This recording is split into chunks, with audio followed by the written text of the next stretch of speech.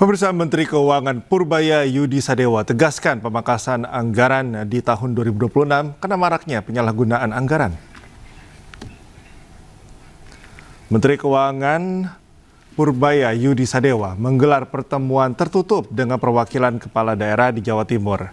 Pertemuan membahas sejumlah hal, salah satunya dana transfer ke daerah pada APBN 2026 yang turun menjadi 693 triliun rupiah. Purbaya mengungkapkan pemangkasan salah satunya karena maraknya kasus korupsi dana daerah. Bapak tempat datang ke sini, tadinya mau ketemu saya semua, untung saya cuma ketemu perwakilan. Kalau enggak, kenapa dipotong? Nanti nggak bisa bergerak kira-kira gitu. Tapi alasan potongnya itu Kak, utamanya dulu karena banyak penyelewengan. Artinya nggak semua uang yang dipakai dengan betul. Jadi itu yang membuat pusat bukan saya, pemimpin. Pemirsa, polemik ijazah Presiden ke-7 RI Joko Widodo menemui babak baru. Pengamat kebijakan publik Bonatua Silalahi menemukan salinan ijazah Jokowi dari KPU yang identik dengan hasil temuan Roy Suryo.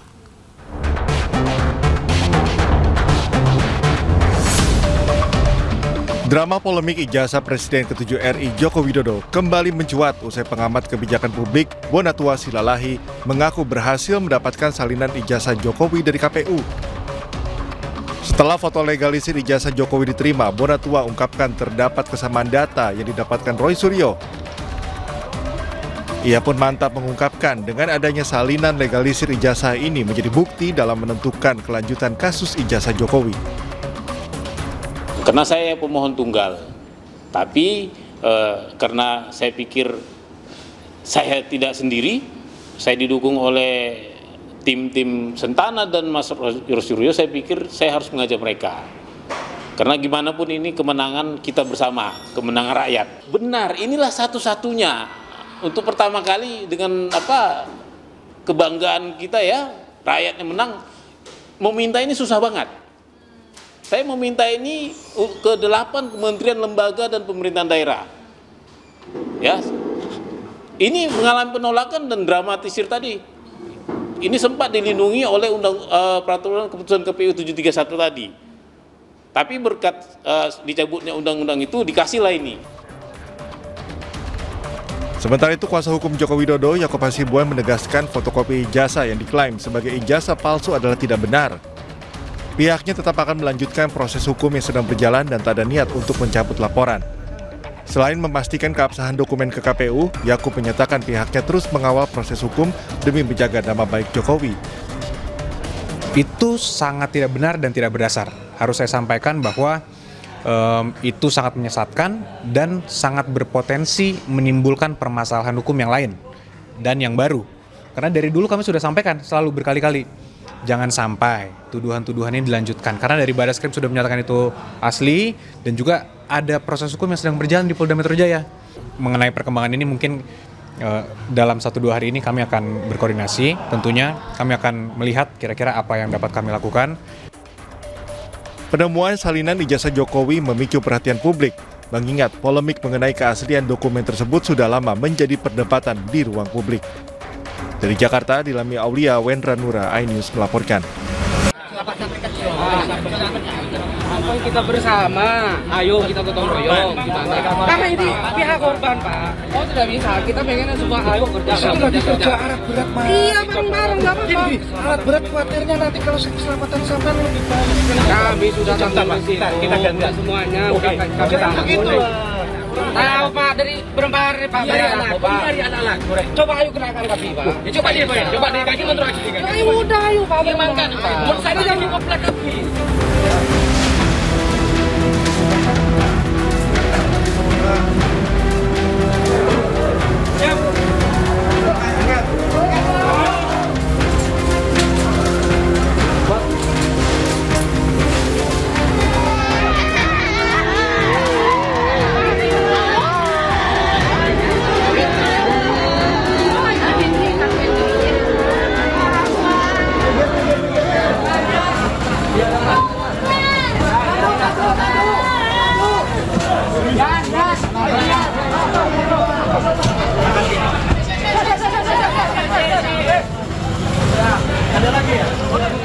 Nggak ada ya, cuma perut kecepet ya. Iya. Haikal, kamu yang sakit apa nak? Semuanya sakit.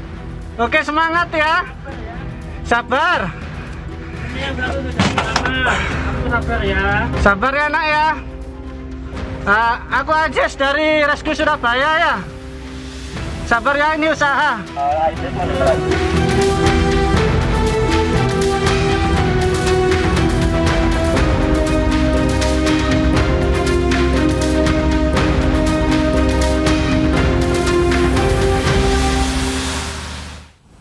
Pemirsa, berbagai kesulitan dihadapi tim DVI Polda Jawa Timur dalam mengenali identitas jenazah santri Pondok Pesantren Al-Qozini yang tiba di posko postmortem Rumah Sakit Bayangkara Polda Jatim. Hal ini dikarenakan kondisi jenazah yang mudah rusak sehingga sulit mengambil sidik jari korban.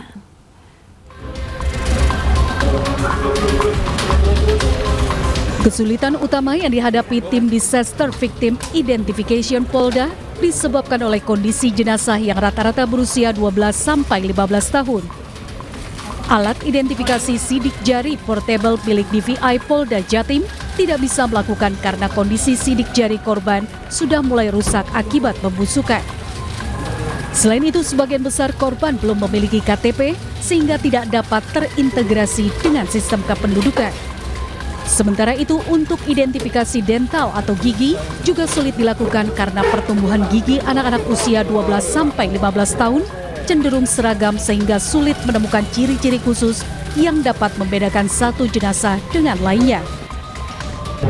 Terus dari segi ciri khusus, misalnya tai lalat lah, atau ada tato, atau tanda lahir gitu atau ada cacat, itu juga tidak dapat info dari keluarga. Oh, tai lalat anakku di mana gitu. Banyak keluarga yang tidak hafal gitu. Meskipun ada yang hafal, tapi sampai sekarang pembandingannya itu belum ketemu gitu.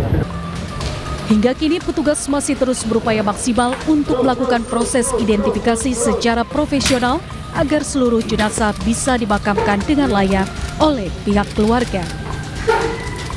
Dari Surabaya, Jawa Timur, Rahmat Ilyasan, iNews melaporkan. Pemirsa, tim SAR Gabungan Pencarian Korban Ambruknya Pondok Pesantren Al-Qozini di Sidoarjo, Jawa Timur terus dilakukan. Fokus pencarian pada lapisan paling bawah runtuhan bangunan. Ya, itu mungkin kalaupun mereka harus ke lokasi, mungkin nanti akan perwakilan tidak kemudian semuanya ke sana. Itu perwakilan mungkin tidak ada masalah. Secara berkala berarti terus-menerus akan ada wali santri yang mengajak diajak lihat ke sana, Pak? Iya, itu tidak masalah. Yang penting hanya perwakilan. Artinya biar proses juga tetap berjalan secara konsisten dan berlanjut seperti itu. Sejauh ini untuk reruntuhan sudah berapa persen, Pak, dibersihkannya, Pak?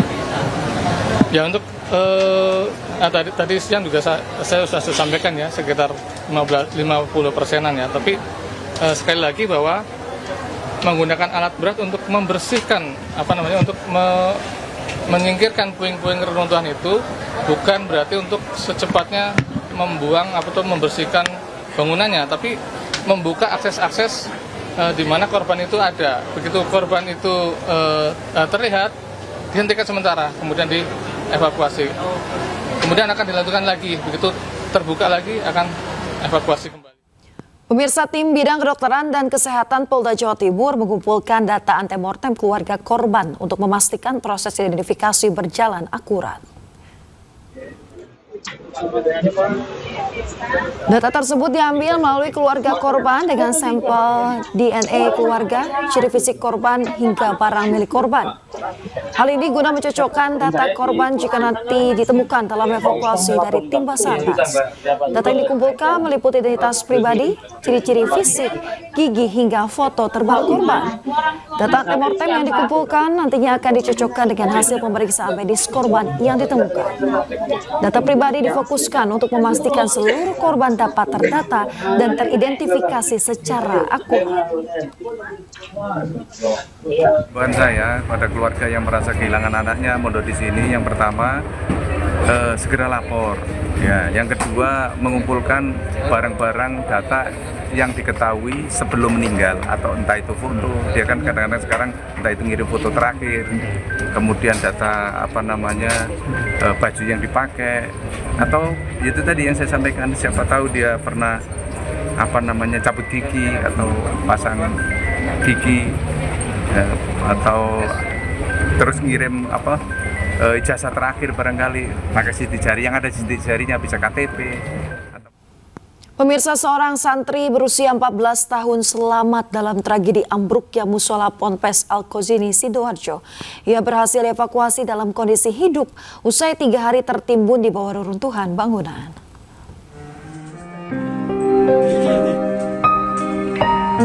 Inilah Al-Fatih Cakrabuana, 14 tahun, salah seorang korban selamat yang berhasil dievakuasi oleh tim SAR gabungan dari reruntuhan bangunan musola Ponpes Al-Kozini, Buduran, Sidoarjo 3 hari pasca kejadian. Al-Fatih yang saat ini duduk di bangku SMP kelas 9 tidak mengalami luka yang serius, hanya terdapat luka lecet di beberapa bagian tangannya. Ia bercerita sebelum kejadian, dirinya tertidur di musola dan terbangun pada saat dievakuasi oleh tim SAR. Ia mengaku tertimbun pasir dan terjebak di dalam reruntuhan puing-puing beton bangunan. Dirinya tersadar saat diselamatkan oleh tim SAR gabungan. Selanjutnya gimana selanjutnya setelah tidur itu? Bangun tidur kayak ada gempa. Terus Lari, terus pingsan, kena batu mungkin. Bangun-bangun kayak udah gelap. Di sebelah ada teman-teman. Aku tanya, Kenapa? Musolanya roboh tadi, kayak ada gempa. Udah, gitu. Al-Fatih selamat tanpa luka serius karena tubuhnya tertimbun pasir dan bagian wajah tertutup oleh atap seng, sehingga bagian tubuhnya terlindungi dari material yang jatuh dari atas bangunan. Dari Surabaya, Jawa Timur, Nur Syafi'i, iNews melaporkan. Kita beralih ke informasi lain, pemirsa. Di tengah usulan perdamaian yang diajukan Amerika Serikat, militer Zionis Israel terus membobardir kawasan Gaza. Bahkan tentara penjajah menggunakan robot yang bisa meledakkan bom dari jarak jauh.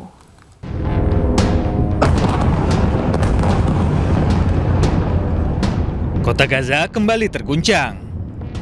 2 ledakan besar menghancurkan sejumlah bangunan. Ini merupakan taktik keji militer penjajah. Mereka menggunakan kendaraan lapis baja yang berisi peledak dengan jumlah besar serta dikendalikan dari jarak jauh. Dampaknya sangat fatal.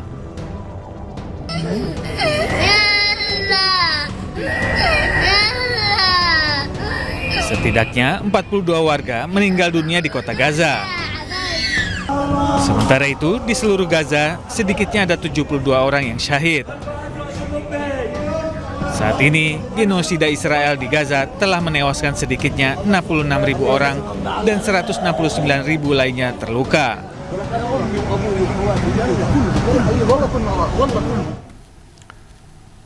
Gelombang pengungsi di Gaza kembali terjadi di tengah serangan Israel yang terus berlangsung. Hal tersebut menyusul pengumuman Israel yang akan menutup Jalan Al-Rashid, jalan terakhir yang tersisa untuk mobilisasi warga Gaza.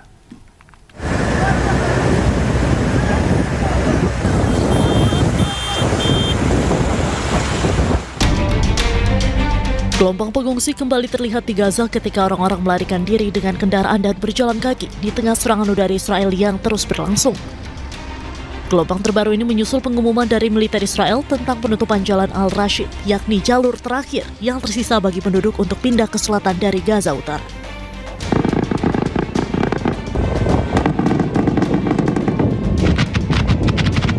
Rekaman menunjukkan kepulan asap seiring helikopter militer Israel menyasar area tersebut. Warga setempat pun terpaksa mengungsi ke wilayah selatan untuk menyelamatkan diri sambil membawa barang-barang mereka. يعني ايش اليوم تسكر الطريق ولا في ما تمش ولا ميه ولا حاجه ولا اي خدمات في غزه.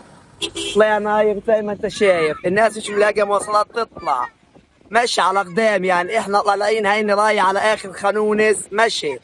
انا والعيله مش ملاقيين حدا في غزه، مستشفى فيش، علاج فيش، ميه فيش، اكل فيش، فيش حاجه تم في غزه، ليش مين تم في غزه؟ Sebelumnya, juru bicara IDF Avichai Adrai mengumumkan bahwa Jalan Al-Rashid akan ditutup untuk lalu lintas dari Gaza Selatan. Ia mencatat bahwa mereka yang belum dievakuasi akan tetap diizinkan bergerak ke selatan, dengan IDF mengizinkan lalu lintas tanpa inspeksi pada tahap ini.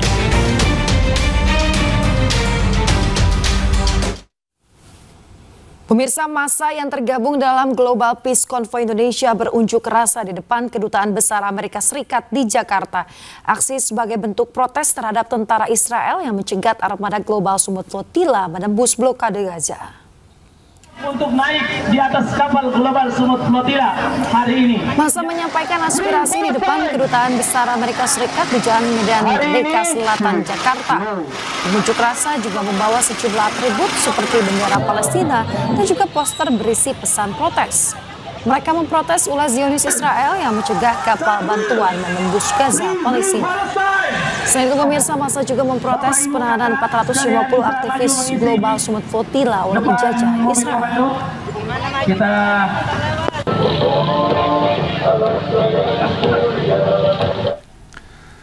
Pembina Indonesia Global Peace Convoy atau IGPC mengutuk aksi pembajakan dan penculikan yang dilakukan tentara Israel terhadap relawan kemanusiaan Global Sumut Flotilla saat menuju ke Gaza. Dari Command Center GDC Indonesia.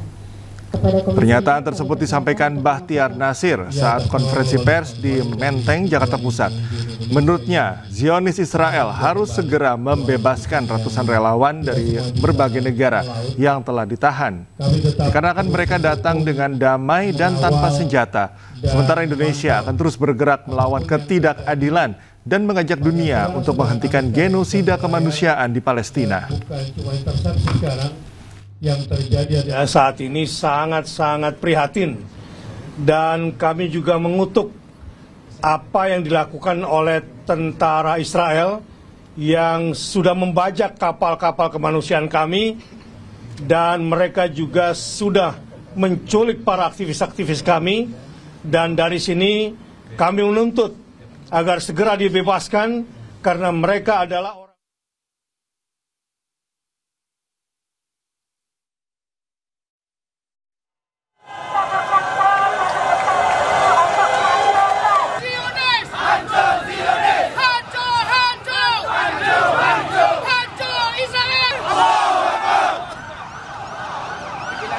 Jangan banyak salah anak-anak yang berboga doa dan semua, sebab saya ini kerumunan para pengunjuk rasa meneriakan slogan-slogan dan membawa spanduk.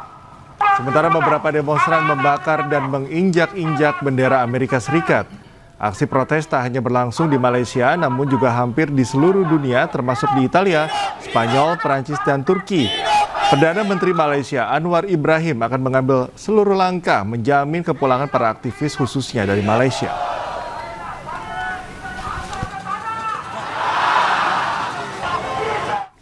Perdana Menteri Malaysia Anwar Ibrahim terus mengupayakan 23 aktivis Global Sumut Flotilla asal Malaysia bisa segera dibebaskan. Sebelumnya mereka ditahan oleh pasukan pertahanan Israel di perairan internasional usai mencoba menerobos blokade Israel atas Gaza. Naturally, we are gravely concerned by the welfare of Malaysians, 23 of them arrested by the Israeli Defense Forces, and of course other volunteers in the flotilla.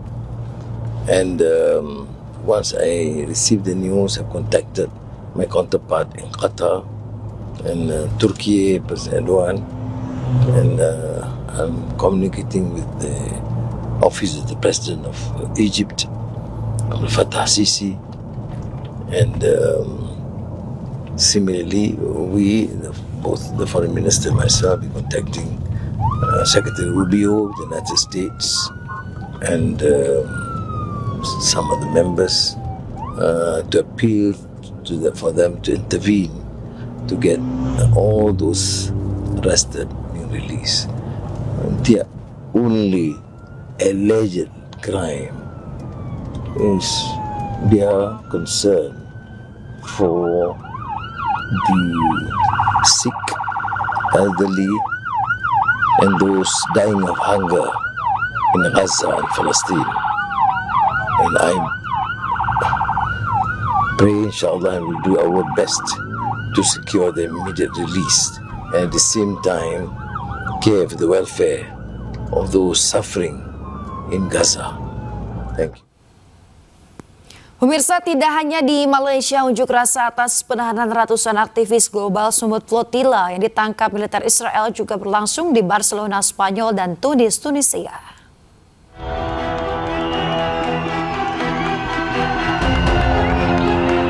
Ribuan pengunjuk rasa di Barcelona, Spanyol menduduki pelabuhan dan jalan menyusul pembajakan Zionis Israel terhadap hampir semua armada kapal global Sumut Flotilla.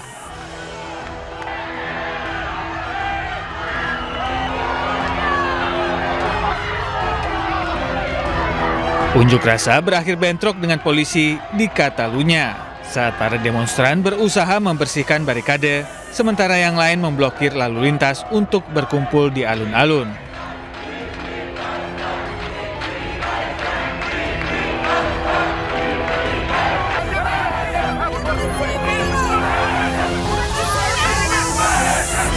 Sementara itu di kota Tunis, Tunisia, demonstrasi besar-besaran menutup penutupan kedutaan besar Amerika Serikat dan pembebasan aktivis global Sumut Flotilla yang disandra Israel. Ratusan pengunjuk rasa juga menuntut Duta Besar Amerika Serikat untuk pergi dan menutup kedutaan Amerika Serikat di Tunisia.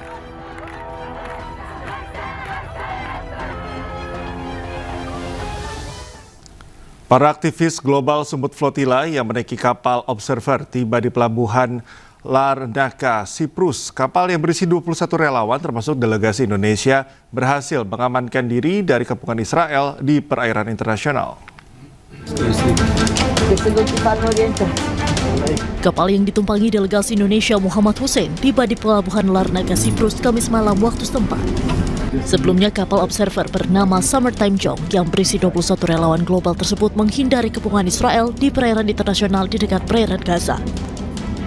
Sejumlah aktivis yang menaiki kapal tersebut kini sudah mulai berpencar usai tiba di Siprus sebab mereka memiliki paspor yang bisa masuk ke Siprus tanpa visa. Sementara itu delegasi Indonesia Muhammad Hussein menjadi salah satu penumpang yang tetap bertahan di sekitar pelabuhan karena tidak memiliki visa. Ia pun masih menunggu pemerintah Indonesia dalam mengurus kepulangannya ke tanah air. Seperti saya, salah satu penumpang yang harus stay malam hari ini di kapal sampai pengurusan selesai yang dilakukan oleh embassy dari Roma yang sudah datang ke Siprus untuk mengurus masalah kepulangan saya ke Indonesia. Maka dari itu kita pantau terus. Kita akan berjuang sampai titik darah penghabisan. Mungkin pelayaran hari ini selesai sampai sini, namun perjuangan kita akan terus berlangsung sampai Palestina merdeka. Sebelumnya 22 kapal yang tergabung dalam misi kemanusiaan menembus blokade Israel atas Gaza, Global Sumut Flotilla dicegat oleh pasukan pertahanan Israel di perairan internasional dekat perairan Gaza. Ratusan aktivis pun kini masih ditahan oleh tentara Israel. Pemirsa, ratusan aktivis global Sumut Flotilla yang diculik setelah tiba di Laut Lepas Gaza, ini mereka kemudian dibawa menuju pelabuhan Ashdod, Tel Aviv sebelum dideportasi ke negara masing-masing.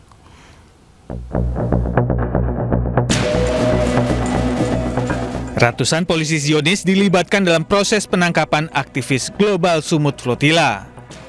Mereka diculik di atas kapal sesaat sebelum memasuki Laut Gaza. Para aktivis dibawa dengan perahu karet menuju pelabuhan Ashdod. Para aktivis kemudian menjalani proses pemeriksaan sebelum dideportasi ke negaranya masing-masing. Nampak foto Greta Thunberg yang sebelumnya memberitahu dirinya telah diculik oleh militer penjajah. Pemerintah Israel menyatakan para aktivis global Sumut Flotilla melanggar blokade Israel yang dianggap berbahaya dan ilegal.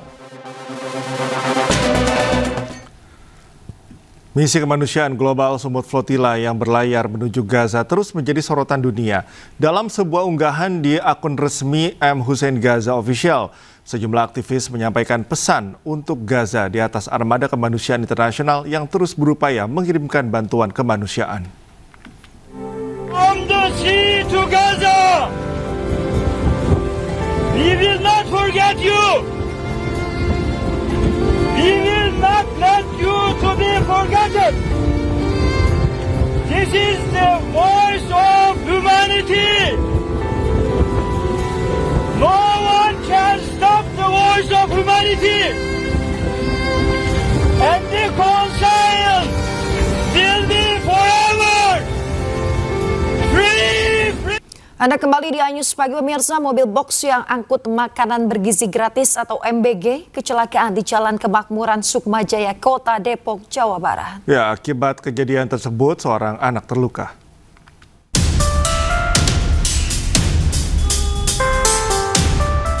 Dari rekaman dashcam mobil warga, ban sebelah kiri mobil MBG tersebut sudah berada di atas trotoar, sementara seorang pria yang merupakan pengendara motor terpental ke trotoar. Warga dan pengguna jalan pun berupaya mengangkat mobil, lantaran kaki anak pengendara motor tersebut terjepit di antara mobil dan trotoar. Menurut saksi mata, peristiwa ini terjadi saat mobil MBG baru saja keluar dari arah Jalan Raya Merdeka hendak menuju Jalan Raya Tole Iskandar. Di waktu bersamaan melintas pengendara motor dari arah sebaliknya dan hendak menyeberang. Mobil MBG yang diduga melaju dengan kecepatan tinggi ini pun membuat pengendara motor kaget dan hilang kendali hingga kecelakaan pun tak dapat dihindarkan. Saya tanya yang punya orangnya, katanya dia dari sana. Nah, mobilnya dari dalam. Terus dia ngebut gitu, dia namanya dia ngebut. Kirain nggak ada motor kali ya, dari sana ternyata ada motor nyebrang ke sini. Dia kaget kali. Tak ada korban jiwa dalam peristiwa ini, namun seorang anak terluka di kaki. Belum diketahui mobil pengantar makan bergizi gratis ini berasal dari Dapur Satuan Pelayanan Pemenuhan Gizi di wilayah mana. Namun di mobil tersebut terdapat tulisan Badan Gizi Nasional Republik Indonesia. Dari Depok, Jawa Barat, Iyung Rizky, iNews melaporkan. 6 siswa SD Negeri 3 Piyaman Gunung Kidul, Yogyakarta mengeluh mual, muntah, dan pusing usai santap makan bergizi gratis. Sementara puluhan siswa SMA N1 Luragung, Kabupaten Kuningan, Jawa Barat terpaksa dilarikan ke puskesmas usai menyantap MBG sehari sebelumnya.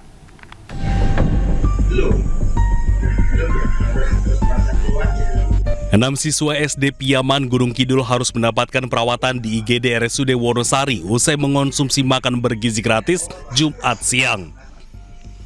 Para siswa kelas 3 ini mengeluh mengalami mual disusul dengan muntah dan pusing usai menyantap MBG yang berisikan nasi, sayur, anggur, dan susu. Sementara itu, Letkol Infantri Roni Hermawan menjelaskan para siswa yang dirawat kondisinya sudah mulai berangsur membaik dan pihaknya akan melakukan pengecekan di lapangan untuk memastikan penyebab kejadian ini. 6 siswa kelas 3 yang mengalami mual-mual itu tadi sudah ditangani. Untuk hasil lab sementara masih dalam pengecekan, termasuk sampel makanan. Dari Dinas Kesehatan pun juga tadi sudah langsung turun ke lapangan melaksanakan pengecekan. Harapannya setelah penanganan ini tidak berlangsung lama mungkin sudah bisa kembali.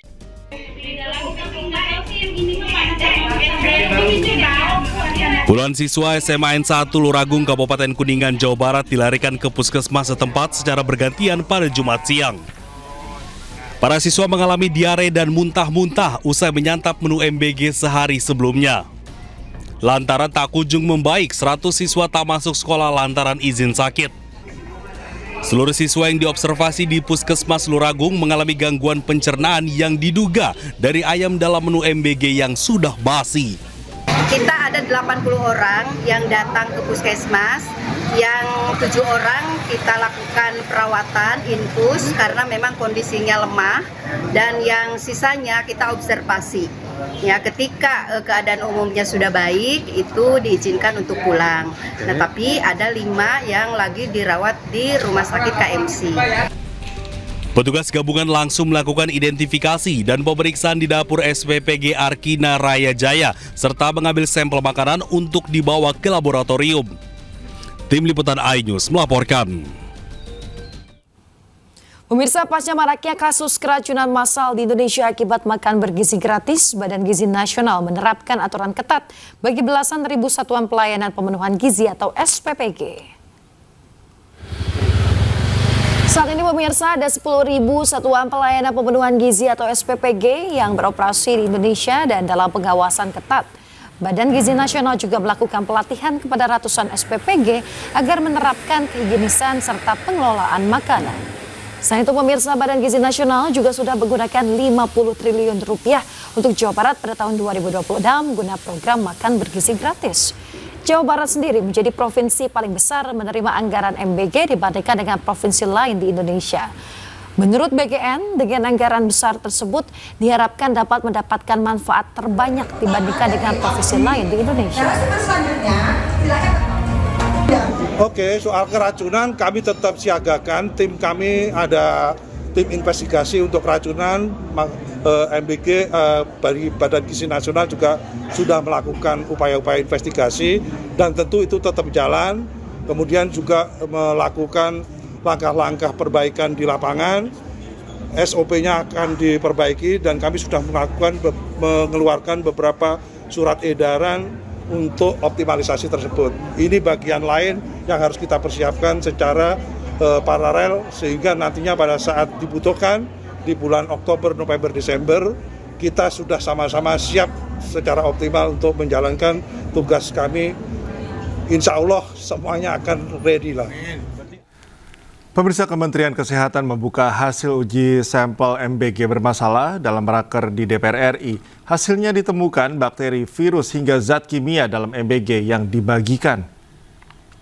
Pastikan pada saat itu bahwa Kementerian Kesehatan karena sudah terjadi kasus, kita masuk ke sana, kemudian kita periksa di kecamatan-kecamatan dengan melibatkan Dinas Kesehatan dan Puskesmas untuk melihatlah kejadian ini seperti apa. Nah, ini laporannya ada, ini yang paling baru karena paling sedikit dia baru 1.600-an, yang kena juga di atas 10%-an. Kemudian seperti tadi saya sampaikan, penyelidikan epidemiologisnya kita jalankan. Nah, mungkin di halaman berikutnya ini kita sampaikan. Jadi dari hasil-hasil penyelidikan epidemiologis dari seluruh SPPG yang sudah kita lihat ada keracunan, ini adalah penyebab-penyebabnya secara medis. Jadi ada yang bakteri, ada beberapa dari itu virus, ini kimia. Kenapa ini menentukan Bapak Ibu? Karena ini nanti menentukan satu treatmentnya seperti apa kalau dia kena. Pemirsa, pemerintah mengakui ada kekurangan dan banyak tantangan di lapangan dalam program makan bergizi gratis. Kendati demikian, pemerintah memastikan program MBG akan tetap berjalan di tengah desakan moratorium akibat adanya sejumlah kasus keracunan MBG.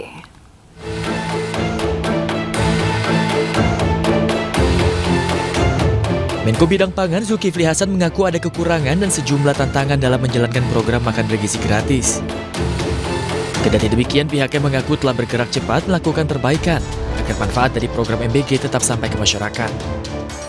Tentu saudara-saudara, karena ini program yang Bapak Presiden selalu programnya itu mendasar, besar, dan tentu memberikan dampak yang luas, juga tantangannya tidak ringan, ya, karena besar. Selalu ruang lingkupnya pikiran-pikiran Bapak Presiden itu besar. Apakah pangan, apakah koperasi, ya, itu besar. Oleh karena itu tentu ada tantangan dan kekurangan, tapi saudara-saudara, komitmen pemerintah jelas, respon cepat, instruksi Bapak Presiden tegas, perbaiki sistem, perkuat tata kelola MBG secara menyeluruh. Sementara itu, Kepala Badan Gizi Nasional Dadan Hindayana mengatakan pihaknya menghentikan sementara sejumlah satuan pelayanan pemenuhan gizi SPPG atau dapur MBG yang bermasalah. Pihaknya juga memastikan program MBG akan tetap berjalan di tengah desakan moratorium. Yang terkait dengan kegiatan MBG, saya tetap diperintahkan oleh Pak Presiden untuk melakukan percepatan-percepatan karena banyak anak, banyak orang tua yang menantikan terkait kapan menerima makan bergizi gratis. Di luar perintah itu saya tetap melaksanakan kecuali nanti Pak Presiden mengeluarkan perintah lain. Sebelumnya sejumlah kasus keracunan program makan bergizi gratis kembali terjadi di sejumlah daerah. Para kepala daerah pun menetapkan status KLB atau kejadian luar biasa dan menghentikan penyaluran MBG di sejumlah wilayah. Dari Jakarta, Ismalia, Iriansyah Wahyudi, Adi Supriyatna, A News melaporkan. Pemirsa, Menteri Haji dan Umroh Muhammad Irfan Yusuf atau Gus Irfan datangi Komisi Pemberantasan Korupsi KPK. Pemirsa, kehadiran Menteri Haji dan Umroh ke KPK di tengah penyidikan korupsi kuota haji. Gus Irfan tak banyak bicara saat ditanya oleh awak media. Meski demikian, KPK sebut kehadiran Menteri Haji dan Umroh dalam rangka audiensi untuk pencegahan korupsi.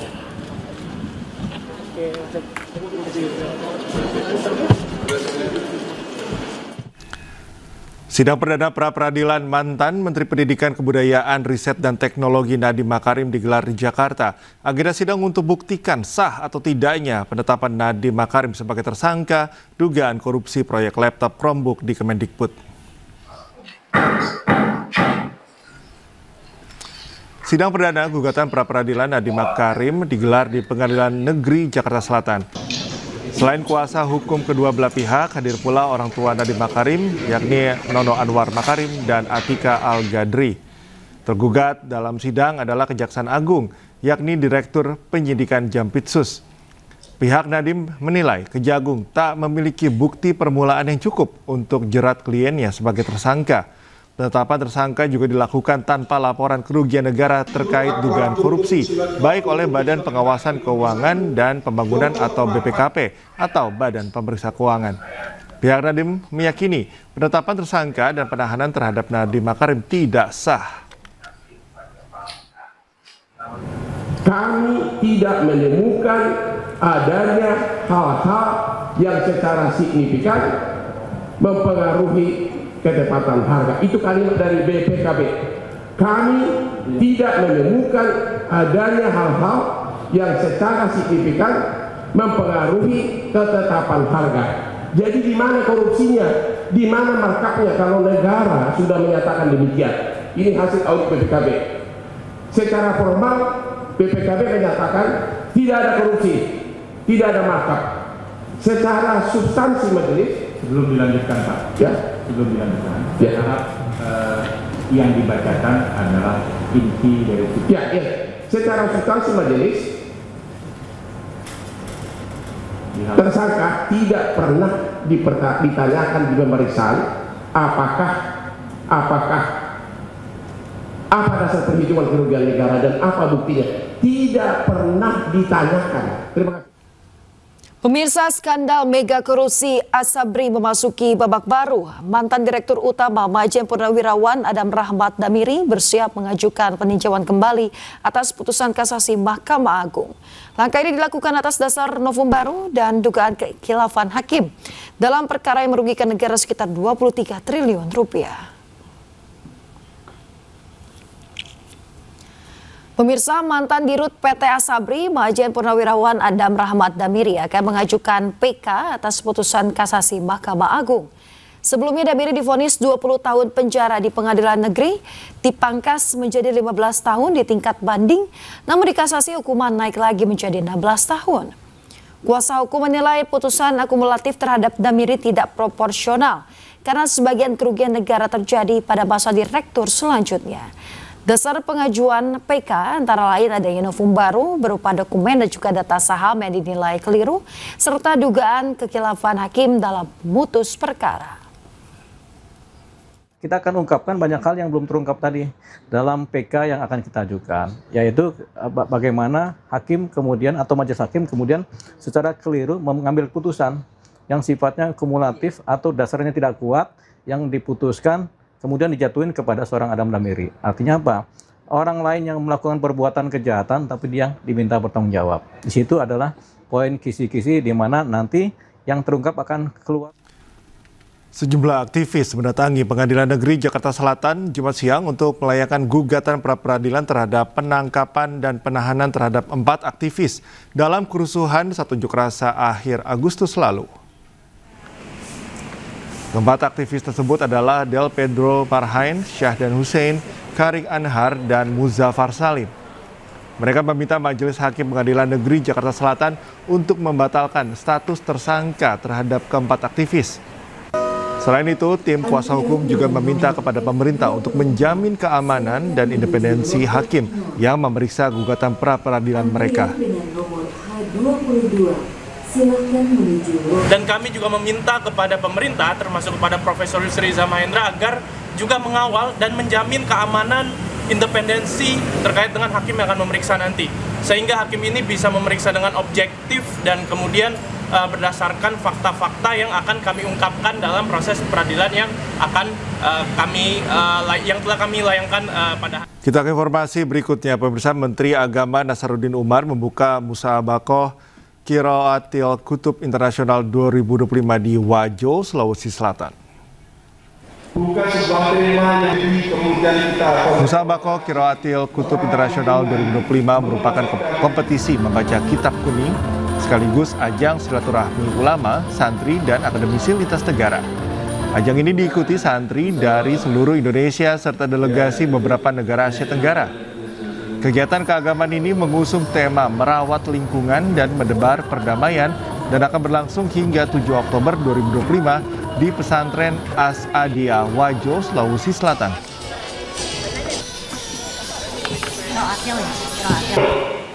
Bukan sebuah tema yang kemudian. Pemirsa, ajang Musabaqah Qiraatil Kutub Internasional 2025 digelar di Pondok Pesantren As-Adiyah Wajo, Sulawesi Selatan. Gelaran perdana ini menghadirkan lebih dari 1.300 peserta dari 10 negara untuk bersaing dalam 22 cabang lomba.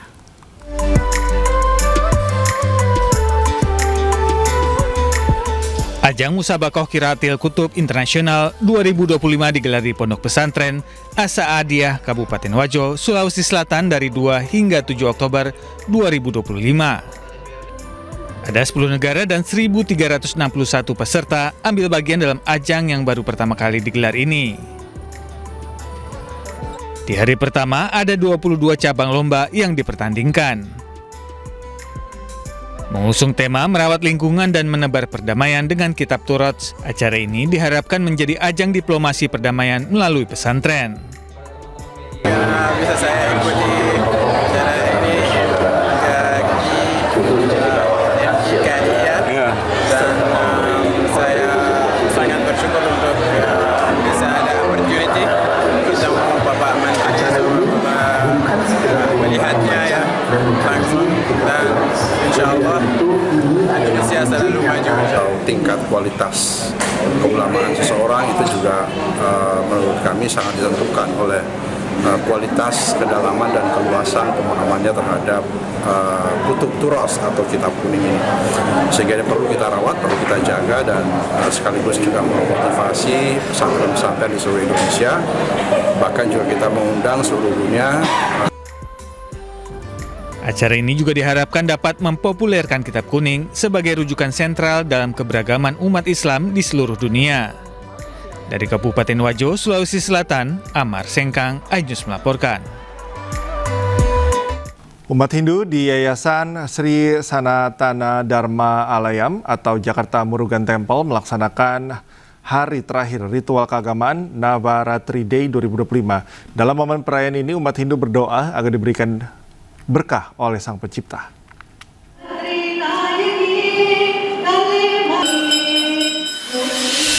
Umat Hindu melaksanakan perayaan hari terakhir ritual keagamaan Navaratri Day di Jakarta Murugan Temple, Kalideres, Jakarta Barat. Di hari terakhir Navaratri Day 2025 ini, umat Hindu merayakan kemenangan kebaikan atas kejahatan, terutama kemenangan Dewi Durga atas roh jahat Mahishasura, serta untuk menghormati aspek Dewi Durga, Dewi Laksmi, dan Dewi Saraswati. Dalam ritual keagamaan Navaratri Day, umat Hindu berdoa agar diberikan kesejahteraan dan kesehatan serta berkah dari Sang Pencipta. Ini hari terakhir, yaitu Saraswati Puja. Saraswati Puja adalah puja atau persembahan atau pengucapan terima kasih pada Dewi Saraswati. Perlu kita ketahui dalam konsep Hindu, Dewi Saraswati adalah Dewi dalam segi ilmu pengetahuan dan segala sesuatu. Dan termasuk juga kita berbakti. Itu dalam Hindu konsepnya kita berbakti pada orang tua, pada Tuhan, pada guru, itu pada semua makhluk-makhluk hidup yang ada. Setelah 9 hari menjalani ritual Navaratri Day, selanjutnya umat Hindu akan melakukan ritual terakhir, yaitu Vijayadasha, yang bermakna sebagai hari kemenangan. Dari Jakarta, Muharlin, Aulia Syah Ramadan, iNews melaporkan. Pemirsa, pertumbuhan industri makanan, minuman, kemasan, dan percetakan terus menunjukkan kinerja positif pada 2025. Merespon tren tersebut, Krista Exhibition menggelar rangkaian pameran internasional di J-Expo Kemayoran, Jakarta mulai Oktober hingga November 2025.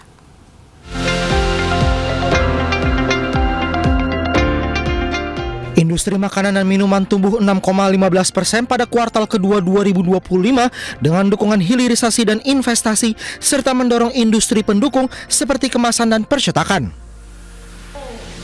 Untuk menangkap peluang itu, 4 pameran digelar, yaitu Allprint Indonesia, Pro Avial Indonesia, Allpack Indonesia, dan Heil Interfood 2025. Pameran ini diikuti oleh 500 peserta dari 20 lebih negara dan banyak teknologi-teknologi baru yang akan ditampilkan. Kita melihat ini ada peningkatan dari segi kepesertaan dibanding 2024. Penyelenggaraan pameran ini diharapkan menjadi pendorong industri nasional sekaligus memperkuat posisi Indonesia di pasar global. Dari Jakarta, Rizky Iqbal, Ari Setiawan, iNews melaporkan. Sejumlah pemain timnas Indonesia sudah tiba di Arab Saudi. Ya, skuad Garuda siap tempur pada pertandingan putaran keempat kualifikasi Piala Dunia 2026. Timnas Indonesia tiba di Bandara Jeddah, Arab Saudi pada hari Jumat. Skuad asuhan Patrick Kluivert bersiap menjalani pertandingan grup B putaran keempat kualifikasi Piala Dunia 2026 zona Asia. Timnas Indonesia dijadwalkan akan menghadapi Arab Saudi pada 9 Oktober dan Irak pada 12 Oktober.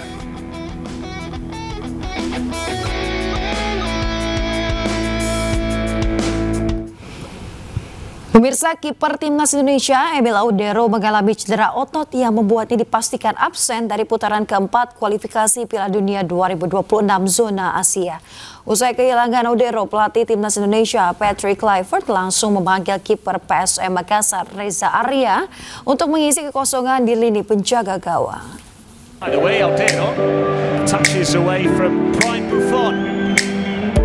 Timnas Indonesia kehilangan sosok penting di bawah mistar gawang yaitu Emil Audero dalam laga krusial putaran keempat kualifikasi Piala Dunia 2026 zona Asia. Emil yang saat ini membela klub Serie A Italia Cremonese mengalami cedera otot mendadak saat pemanasan jelang laga melawan Como. Absennya Emil tentunya menjadi pukulan telak bagi Timnas Indonesia.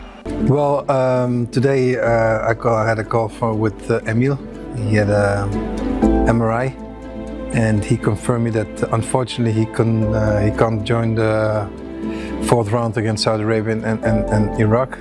It's a big blow because from my point of view he was goalkeeping on a very good level with Cremonese of course and also with us the latest matches. Cederanya Audero membuat pelatih Timnas Indonesia Patrick Kluivert memanggil kiper baru. Pelatih asal Belanda itu memanggil kiper PSM Makassar, Reza Arya Pratama. Selain Audero, kiper timnas lainnya yaitu Martin Paes juga cedera. Namun manajer timnas Indonesia Sumarji mengonfirmasi penjaga gawang yang membela FC Dallas itu sudah bergabung dengan klubnya dan siap membela timnas. Sementara itu, kiper Borneo FC Nadeo Argawinata juga masuk dalam daftar skuad timnas pada saat terakhir menjelang keberangkatan skuad Garuda ke Arab Saudi. Sementara di lini serang, Timnas Indonesia mendapat angin segar karena Ole Romeni sudah semakin pulih. Manajer Timnas Indonesia, Sumarji, menyebut kondisi penyerang yang membela Oxford United itu sudah 95% pulih.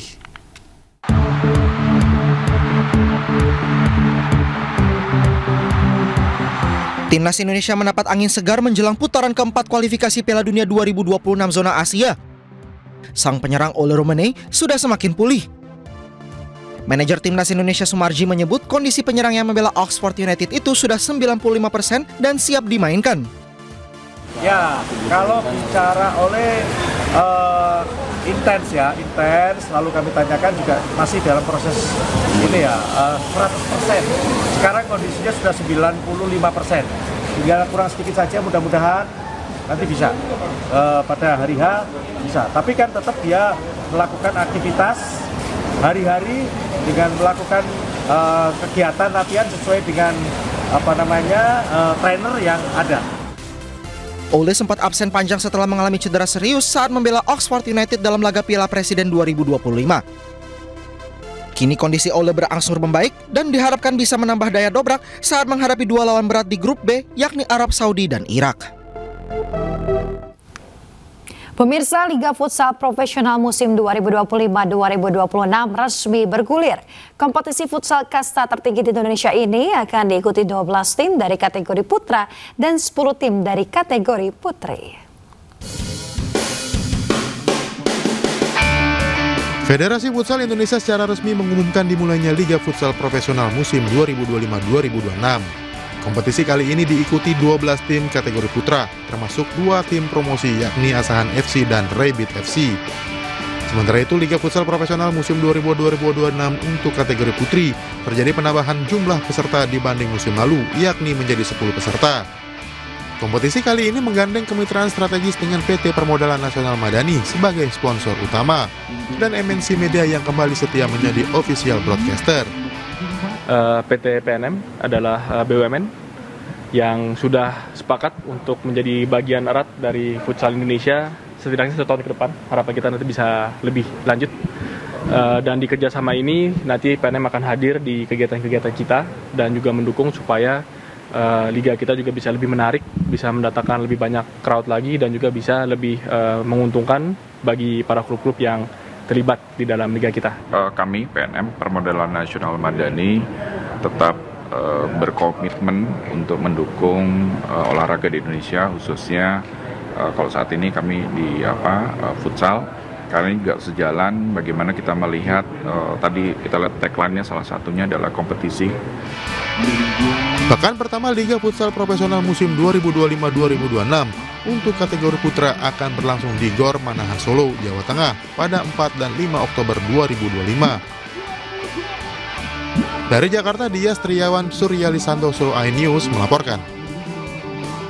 Timnas U22 Indonesia menjalani pemusatan latihan di Jakarta jelang SEA Games 2025 Thailand.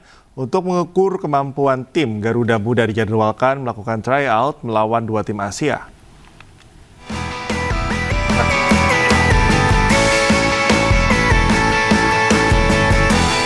Timnas U22 Indonesia menggembleng diri di Stadion Madia, Senayan, Jakarta sebagai persiapan jelang SEA Games 2025 Thailand. Pelatih Indra Syafri memanggil 32 pemain untuk mengikuti pemusatan latihan hingga 14 Oktober mendatang. Dari 32 nama yang mendapat Garuda Muda Calling, tampak 27 pemain telah bergabung. Sementara 2 pemain baru di luar 32 nama yang dipanggil juga mengikuti latihan. Mereka adalah Mikael Tata dan Rifki Ray. Beberapa pemain belum bergabung, termasuk Rafael Strike, Hoki Caraka, Kakang Rudianto, Adrian Wibowo, Tim Japens, dan Ivar Jenner. Kalau kita melihat waktu, tentu kita merasa sangat pendek sekali. Tinggal tenggang waktu 2 bulan, dan itu hanya kita punya kesempatan TC 2 kali, yaitu di FIFA Matchday Oktober, dan setelah itu ada FIFA Matchday di November. Fokus latihan memang membangun kekompakan tim. Setelah ada chemistry, pemain akan menjalani program inti. Rencananya sebelum tampil di SEA Games 2025, Garuda Muda akan melakoni laga uji coba menghadapi 2 negara Asia. Dari Jakarta, Tim Liputan melaporkan.